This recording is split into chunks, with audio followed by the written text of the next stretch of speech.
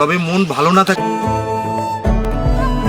পরিষ্কার যদি রাখতো তাহলে আমি কিন্তু সুন্দর একটা জায়গা তুরি এই দুর্গটার কি দেখলাম না পুকুরে নামার জন্য। আজকে আমার মন ভালো নেই, তবে মন ভালো না থাকলে আমি সব সময় চেষ্টা করি একটু ঘুরে ফিরে দেখার জন্য। তো আজকে এই সুন্দর একটা আবহাওয়ায় আসছি কিছু একটা দেখার জন্য, নতুন কিছু যাওয়ার জন্য, নতুন কিছু দেখব, ঘুরবো, আনন্দ করব, এটাই আমার ইচ্ছা।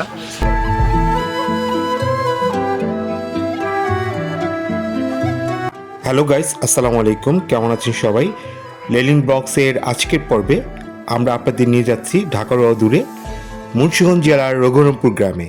ওই জায়গাতে একটি প্রাচীন বৌদ্ধবিহার রয়েছে, সেখানে আমি যাচ্ছি এবং ঘুরে দেখব। আমার সাথে আরও 2টি বাইক আছে, আমরা 7 জন যাচ্ছি ওখানে।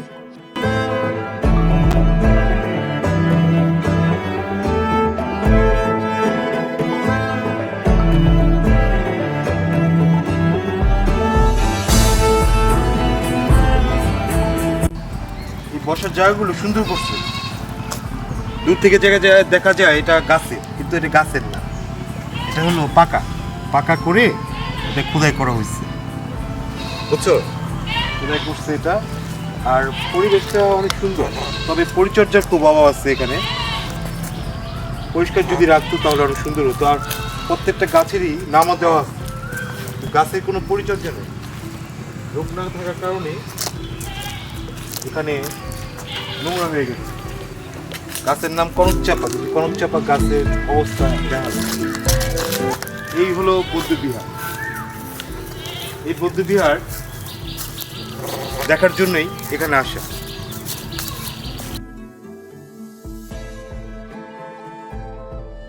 আমি কিন্তু এই জায়গায় আসছি উপর দিয়ে, বাউন্ডারির উপর দিয়ে, গেট খোলা ছিল না। যা একটা সুন্দর জিনিস করছি বসার জন্য। 2013 সালে বাংলাদেশ সরকারের সাংস্কৃতিক বিষয়ক মন্ত্রণালয়ের অর্থায়নে এবং জাহাঙ্গীরনগর বিশ্ববিদ্যালয়ের আর্কিওলজি বিভাগ ও অগ্রসর বিক্রমপুর ফাউন্ডেশনের যৌথ কারিগরি সহায়তায় এখানে খনন কাজ করা হয়। খনন করার পর পাওয়া যায় পাল রাজার ধর্মপালের সমসাময়িক একটি বৌদ্ধবিহার। এই যে কক্ষটা ছিল, এই কক্ষটা মূলত বৌদ্ধ ভিক্ষুক কক্ষ ছিল। এটা ওনাদের ভাষায় বলে, এটা সম্বন্ধে আমার আইডিয়া নেই, তবে এটা লেখা আছে বৌদ্ধ ভিক্ষুক কক্ষ।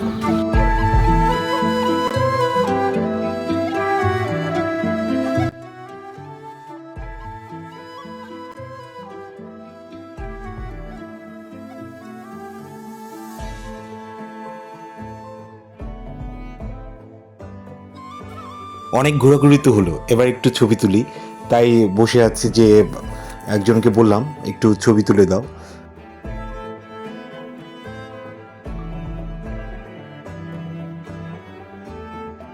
দেশ বিদেশ থেকে অনেক দর্শনার্থীরা এখানে ঘুরতে আসেন। আমরা যেই সাউন্ডটা দেখতে পাচ্ছি এটা খুবই সুন্দর, এটা কাঠের তৈরি। উপরে ওঠার জন্য একটা সিঁড়ি আছে কাঠের, কিন্তু এটা দর্শনার্থীরা ঠিকমতো ব্যবহার করে না বিধায় এটা আপাতত বন্ধ আছে। উপরের জায়গাটা অনেক সুন্দর। আমি যে গাছটার নিচে আসছি, এই গাছটার নাম দইকোটা। এই দইকোটার অনেক কাজে আসে। তো আমাশয়, হৃদরোগ, আপনার রুচিকারক বা এরকম ধরনের কিছু রোগ আছে যেটা নাকি এই দইকোটা গাছের রস খেলে আপনার ভালো হয়ে যায়। তো নামটা আমি প্রথম শুনলাম, দইকোটা।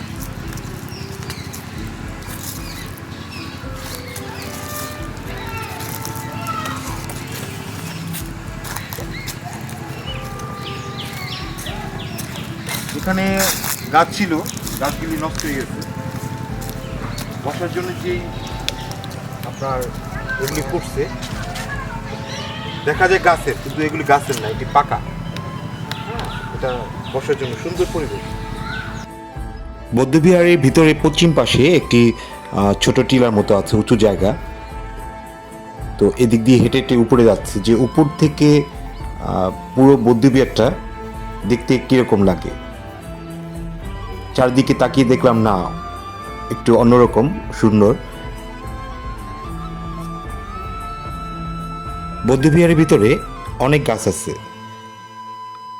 অনেক গাছ, কারণ এই গাছগুলো সচরাচর সব জায়গায় দেখা যায় না। তবে একটা জায়গায় আমি দেখেছি, সেটা হলো হুমায়ুন আহমেদের নোয়াশপল্লিতে।